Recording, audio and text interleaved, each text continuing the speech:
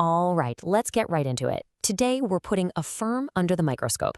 You know, the buy now, pay later company that's everywhere. We're going to give them a full financial health check, digging into their latest quarterly report to see what's really going on with the business.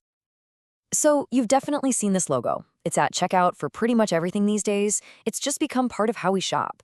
But behind that little button is a massive, pretty complex business. And that begs the question, how are they actually doing? Well, to get the real story, we're not going to guess. We're going straight to the source, their official financial filings. You know, to really get Affirm, you have to start right here with this quote from their CEO, Max Levchin. He says, "Don't just think of us as a payment button. Think of us as a message router." Now, this is really important. He's saying they're a data network connecting you, the shopper, with the merchant and passing all sorts of valuable information back and forth. This one idea is the key to their entire strategy.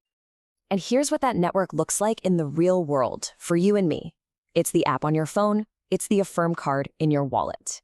These are the tools that connect millions of us with hundreds of thousands of stores, giving us that flexibility to pay over time. And of course, gathering data with every single tap and swipe.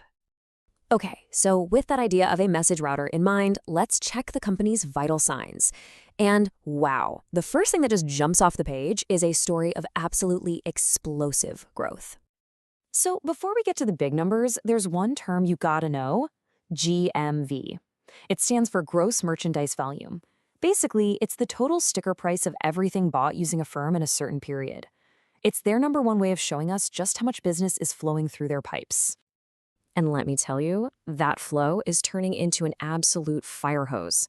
This quarter, GMV hit a record-shattering $10.8 billion. But honestly, the craziest part isn't the number itself. It's that it's a 42% jump from this exact same time last year. I mean, that is some serious, serious momentum. And this growth isn't just coming from the same people spending more money. Nope. The network itself is just getting bigger and bigger. They now have over 24 million active consumers using their stuff. That's up a whopping 24% in just 1 year. The Affirm ecosystem is clearly pulling in more and more people. And here's the kicker, right? Once people are in the door, they stick around and they use it more often. The average user is now making about 6.1 purchases a year through Affirm. That's a 20% bump in how frequently people are using it. It's proof that it's becoming a habit for millions, not just something you use once in a while. So what's the engine behind all these crazy numbers? Well, it's not just one thing. It's a few things working together perfectly. First off, the Affirmation card is on an absolute tear. Its volume is up a staggering 135%. At the same time, they're adding new stores and merchants like crazy, up 30%. And of course, you can't forget their powerhouse partnerships with giants like Amazon and Shopify, which just keep feeding the machine. Okay, the growth is undeniable. The vitals look incredible. But this brings us to the single most important question in our whole diagnosis. Is any of this growth actually profitable? I mean, is Affirm making any money? To answer that, we have to look at their favorite pet metric. They call it RLTC, or Revenue Less Transaction Costs. This is basically how they measure the pure profit from their actual transactions. It takes all the money they bring in and then subtracts the direct costs, like setting cash aside for loans that might go bad. And by this measure, well, they are absolutely crushing it. RLTC shot up 60% compared to last year, hitting $455 million. What this tells us is that the basic math of their business, the economics of each transaction, it's not just healthy. It's getting stronger and stronger as they get bigger. And this chart here does a great job of showing exactly where that money comes from. If you look on the left, you see where they started last year. Then each of these colored bars shows how different pieces of the business, like fees for merchants or the interest they earn, are adding to the pile, getting us to that bigger, healthier margin on the right. It shows you their model is getting stronger and more diverse. So RLTC is the story they want to tell. But what about the story that every single public company has to tell? You know, the one that follows all the standard accounting rules all the way down to that final number on the income statement, the bottom line. Well, the diagnosis is in, and it's a really big deal. For this quarter, Affirm reported a positive net income of $181 million.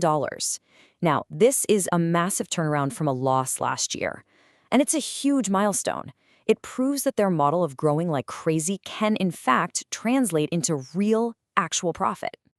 So they're growing like a weed, and now they're profitable. It really seems like a clean bill of health. But In any kind of lending business, there's always that nagging question of risk. So for our next step, we have to run a little stress test. And trust me, the company is totally aware of this. The CEO has said it over and over again.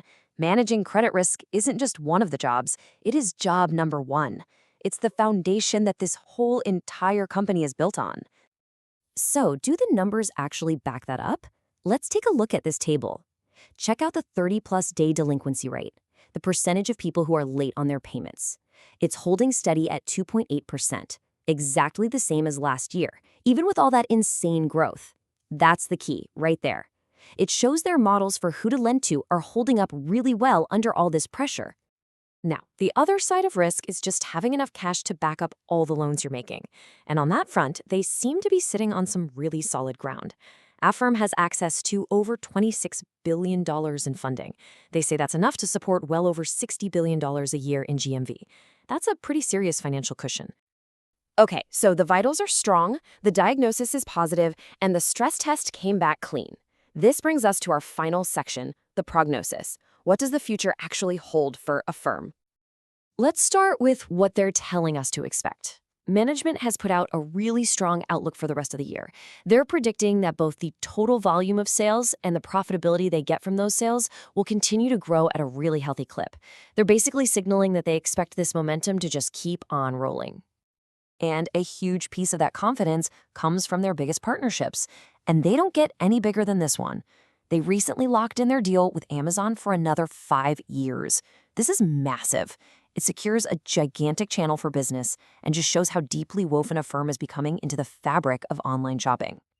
So when you put it all together, Affirm's health check looks remarkably strong. The growth is off the charts, it's finally profitable, and the risks look like they're being managed well. But there's a famous quote their CEO likes to use. It doesn't get any easier, you just get faster. And that leaves us with the one big, crucial question.